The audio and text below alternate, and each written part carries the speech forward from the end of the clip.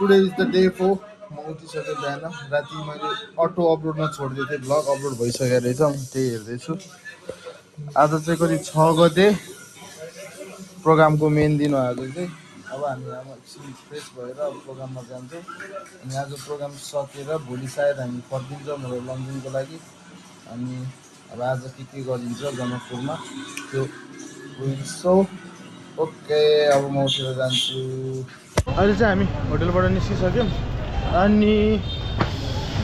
जानकी मन्दिरमा आइसकेको छौँ हामी अनि खास हामी चाहिँ यहाँ यो नाम सुनेर के शिव चाट हाउस यहाँ स्विट्सहरू दामी पाउँछ भन्ने सुनेको थिएँ कि फेमस हो अरे यहाँको अनि त्यही भएर हामी यहाँ त्यो खाना आएको छौँ अनि यहाँबाट अब हामी टक्क लागेर हामी चाहिँ अब प्रोग्रामको लागि अगाडि बढ्छौँ सो यहाँ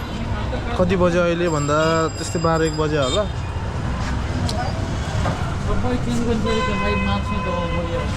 के भयो अरे दाइ भोलि 7 बजे होइन आज कति पैसा थियो है 12 बजे थियो है सक्यो रे त डेन्जर हुँदो रहेछ है मेरो अनुहार देख्दैन यत्रो हिँडेर है यस्तो जुत्ता टाइट भयो भाइ यस्तो पछाडि लगाइ आगो सान्त मिल्दैन होइन यो ठुलो नि हुन्छ ह्यान्डी प्लस लाउनु पर्यो अब के हान्त ट्याक्कै यो गेटको अगाडिपट्टि छ यहाँ फेमस हो अरे यहाँ खानु पऱ्यो भने चाहिँ 12 बजीभन्दा अगाडि जानुपर्ने रहेछ कि हरेक ठाउँमा त्यसपछि चाहिँ सबै सकिँदो रहेछ यताको मानसिक पीडा होइन भौतिक पीडा होइन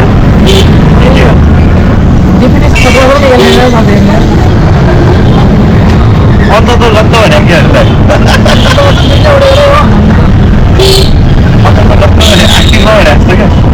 जानकी मन्दिर चाहिँ बेलुका हाम्रो बेलुका किन आउने भोलि बिहान आउने बिहानै हो होइन बिहान दर्शन गरेर निस्किनु भएको त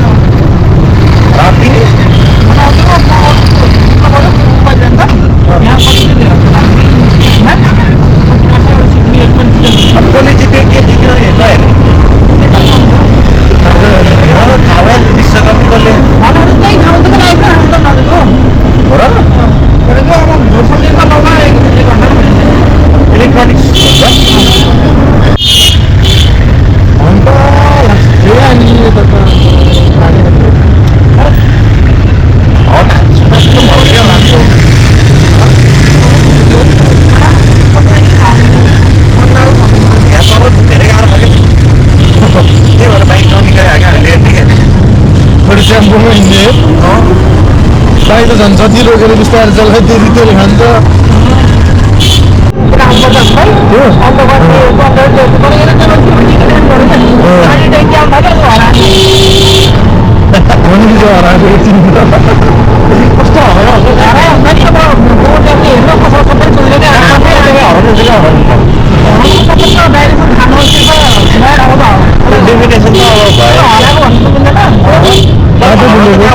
बाटो बिरालो बाटो बिरालो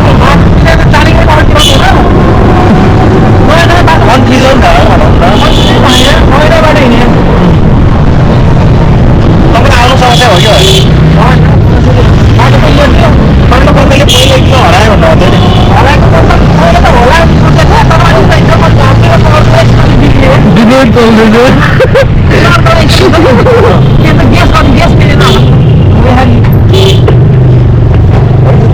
यहाँको डिरेक्सन बुझ्नु रहेछ क्या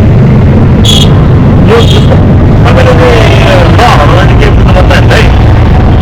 नेपालको म्यापलाई त्यो कहाँनिर छ जनकपुर भनेर बुझ्नु पर्छ क्या अनि म काट्छु जनकपुरभित्र छिरेपछि नेपालको थाहा हुन्छ क्या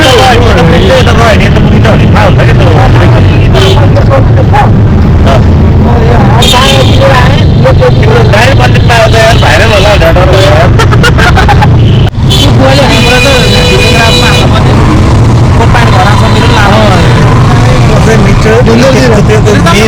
त्यति बेला अनि म फोनको स्टोरेज फुल भएर सबै युज भएर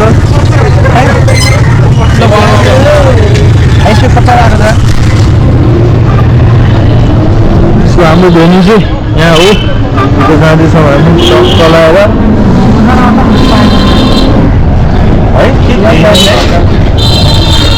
है झरम झरम झरम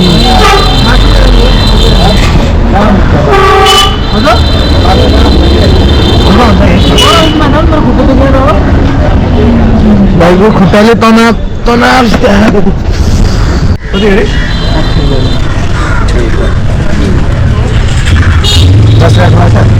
छैन कसै थाहा बनाउनु कसै थाहा बनाउनु 10 दिन होइन चुला खुला छ कसै थाहा बनाउनु पचासै भेट्छ तपाईँ चाहिँ 50 होइन 50 मा दिन्छु 60 भरा 20 लाख म 360 त्यो अलिअलि बिस्ती सुगर खुजुराहरू चाहिँ लिएर हिँड्नुपर्छ कि नत्र गाह्रो हुन्छ सेम उम्मेदवारहरू दाजु त्यो त ककसको तयारी छैन ककस भइसक्यो त टिपीको भइसक्यो कोही भन्दैन को छ हाम्रो मान्छे त सबै फर्काउनु पऱ्यो अनि फोन गर भने अन्त अघि तपाईँले गर्दा नि यो मोबाइलको गार्ड सार्ड हाल्न मोबाइलको गार्ड सार्ड हाल्न थाल्यो त्यही भएर टाइम लाग्यो होइन हामी त सिप पसलमा नगिदियो नि ठिकै हुनुहुन्छ होइन किन्न खान पाइयो है राम्रो भयो छोडिदिनु दाइले छोडिदिनु एउटा त राम्रो हो त छिरने नि लान्दिनँ म त अब लिएर त ब्याक टु होम हो नि त आजै लास्ट हो जनकपुरमा अब चाहिँ भेलीभित्र गएर अलिअलि प्रोग्रामको म क्लिपहरू हालिदिन्छु अनि त्यसपछि बेलुका अब घुम्न निस्किनु पर्ला जस्तो छ आज टाइम भयो भने नत्र त्यही हो भोलि चाहिँ फर्किनु पर्छ यो यसो चाहिँ हामी भेलीभित्र छिरिसक्यौँ टक्क लागेको छ भेलीको इन्ट्री पास चाहिँ यो हो कि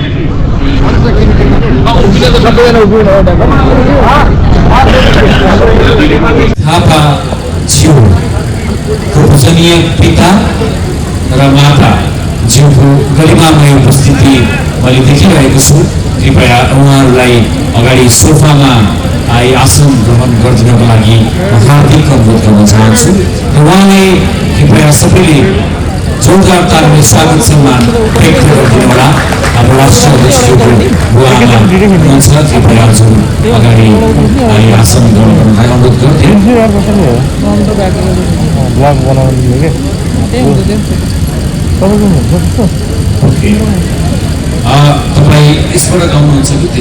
यसबाट गाउनुहुन्छ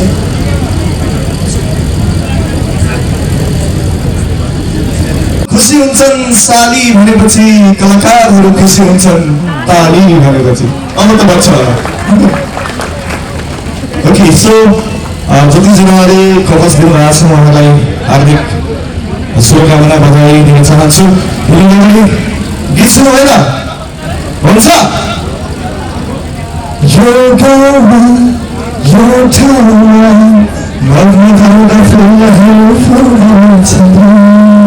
यही गीत गाउँछु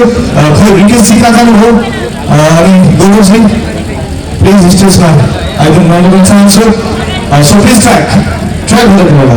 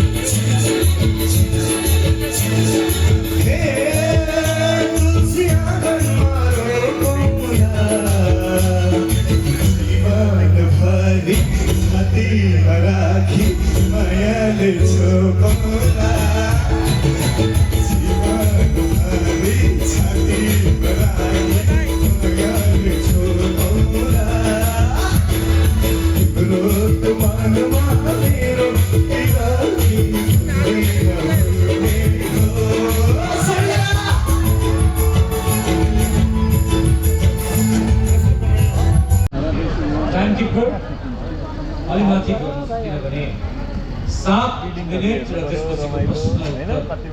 समय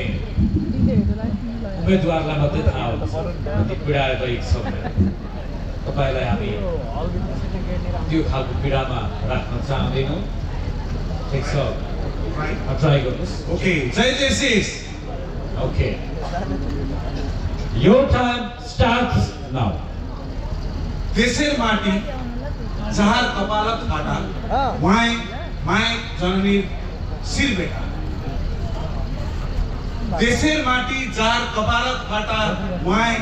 माय जननी सिर बेटा। नोमिनेशन चेयरमैन ज्यू, राष्ट्रिय अध्यक्ष ज्यू, पूर्व राष्ट्रिय अध्यक्ष ज्यूहरू, नेपाल जेसिस बोर्डका पदाधिकारी ज्यूहरू, नेपाल भरि छरेर रहनुभएका विभिन्न शाखाका अध्यक्षज्यूहरू, बोर्डका पदाधिकारीज्यूहरू, जुनियर जेसिस एवं जेसिसलाई माया गरेर जेसिस बेटरमेन्टका लागि अभियानमा जुट्नुहुने तपाईँ तमाम जेसिस मित्रहरू, म जेसी योगेश राजवंशीको स्वीकार्नुहोस्। नमस्कार, जय जेसिस। जेसीआई धुलाबारी मेरो मातृ शाखा 1979 मा इस्टाब्लिस भएको शाखा आज 47 वर्ष पछाडि उक्त शाखाबाट म नेपाल जेसिसको 52 राष्ट्रिय महाधिवेशनमा कार्यकारिणी उपाध्यक्ष पदको उम्मेदवार भएर उभिएको छु। म त्यो शाखा बिलोङ गर्दछु जसले नेपाल जेसिसमा नेतृत्व पठाउनको लागि कहिले हतार गर्दैन। वर्ष 2013 मा जेसिस धुलाबारी जेसिसको सदस्यता प्राप्त गरिसकेपछि सुरु भएको मेरो जेसिस अभियान वर्ष 2023 मा गएर मात्र शाखाको नेतृत्व सम्हाल्ने एउटा अवसर मिल्यो। शाखाको नेतृत्व सम्हाल्नको लागि त्यति सजिलो छैन, सिक्नुपर्छ, जान्नुपर्छ र एउटा उदाहरण नेतृत्व। Okay, thank you for my amazing Samakalin. Thank you so much. Thank you, MBZ.